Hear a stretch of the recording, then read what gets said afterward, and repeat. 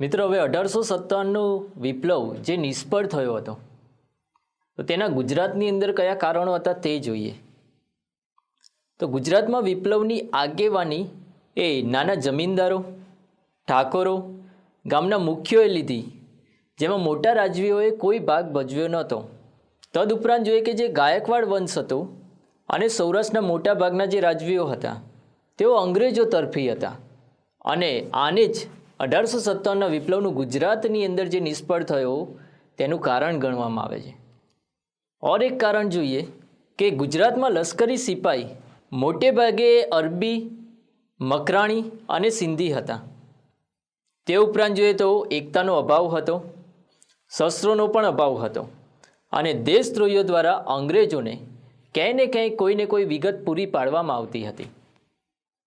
ઓર એક કારણ જોઈએ તો આ જે વિપ્લવ હતો, આ વિપ્લવની અંદર શિક્ષિત લોકોએ કોઈ ભાગ ભજવ્યો નહોતો, કે જે પણ લોકોએ શિક્ષણ મેળવેલું હતું તે આ વિપ્લવથી ક્યાંય ને ક્યાંય દૂર રહ્યા હતા.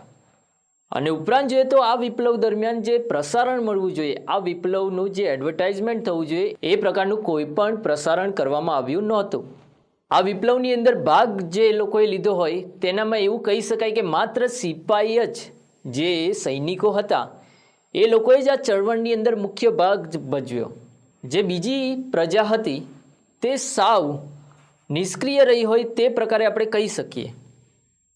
ઉપરાંત જોઈએ કે બીજા કયા કારણોસર આ વિપ્લવ નિષ્ફળ રહ્યો, તો તેનું એક કારણ આવી શકે કે સંદેશા વ્યવહાર, કે ત્યારે ભારતની અંદર સંદેશા વ્યવહારનો અભાવ હતો, કે એક જગ્યાએથી બીજી જગ્યાએ સંદેશો મોકલવા માટે હાલના જમાનાની જેમ ટેકનોલોજી નહોતી.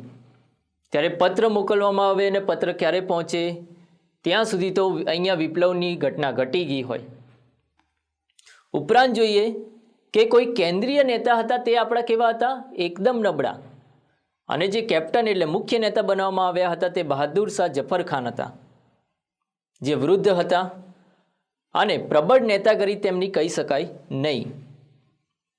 એ ઉપરાંત જોઈએ કે જે આપણે તારીખ નક્કી કરી હતી કે વિપ્લવ શરૂ કરવાનો છે કાનપુર ખાતે, અને કાનપુર ખાતે શરૂ કરવાનો હતો, તારીખ હતી 31મી મે, પરંતુ 21 દિવસ પહેલાં જ વિપ્લવ શરૂ થઈ ગયો 10 મે. અને એટલા જ માટે આને કારણ ગણવામાં આવે છે કે વિપ્લવ કેમ નિષ્ફળ ગયો, કે જે નક્કી કરેલી તારીખ હતી તેની પહેલાં જ વિપ્લવ તો શરૂ થઈ ગયો હતો. ઉપરાંત જોઈએ કે જે નેતાઓ હતા એ પોતાના માટે લડતા હતા, દેશ માટે તે લોકો નહોતા લડતા. જેમ કે વાત કરીએ કે ઝાંસીની રાણી હતી, આ ઝાંસીની રાણી લક્ષ્મીબાઈ, તેમણે 1857ના વિપ્લવમાં લડ્યા હતા, પણ કોના માટે? તો પોતાની જે ઝાંસી હતી એને બચાવવા માટે લડ્યા હતા. તે ઉપરાંત જોઈએ આપણે કે જે અંગ્રેજો હતા તેમના સૈનિકો જોડે આધુનિક શસ્ત્રો હતા અને આપણા જે સૈનિકો હતા તેમની જોડે તે પ્રકારના કોઈ શસ્ત્રો નહોતા.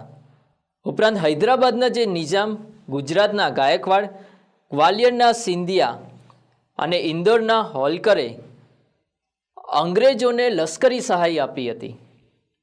આ બધાને કહી શકાય કે 1857નો વિપ્લવ નિષ્ફળ થવાના કારણો.